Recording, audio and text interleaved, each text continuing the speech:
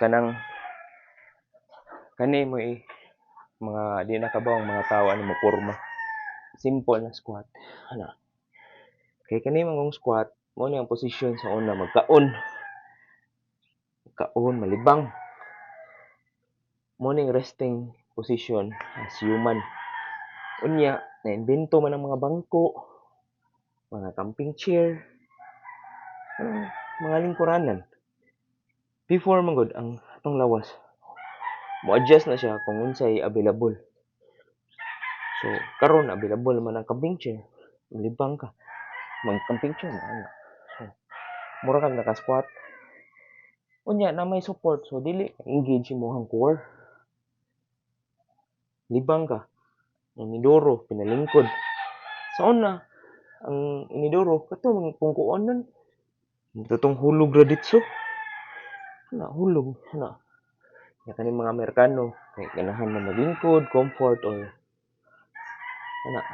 So, muna di na kayo tatig squat. Mas nindot kani mag cellphone, mag squat kay ana. Mura lang kag nagmalibang pero ang pag squat man gud mo na basic kay mas stretch imong lower back. Dikso po na ang kanindot ano stable gani imong core kay sige gamit mas ma-develop imong lawas kay kung magsige kag lingkod labi na naka sa opisina nindot gyud ang trabaho nga nasa opisina kay mo man gi-promise na ergonomics chair pero mang pangutana na optimal ba na sa ato ang lawas na mahimong flexible or mobility. Pinaka-importante man gud ang kana paglabyog ana ang pag-squat labyog.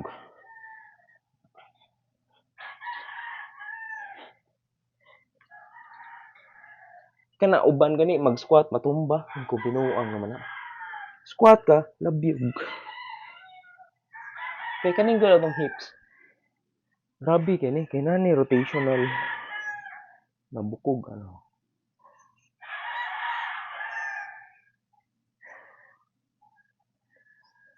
Oh, simple na kayo.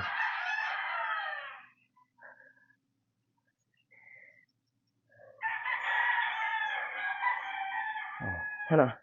Kato ni rotate na tong murag ball joint diha sa tong lubot. Ay, importante diha. Na. Oh.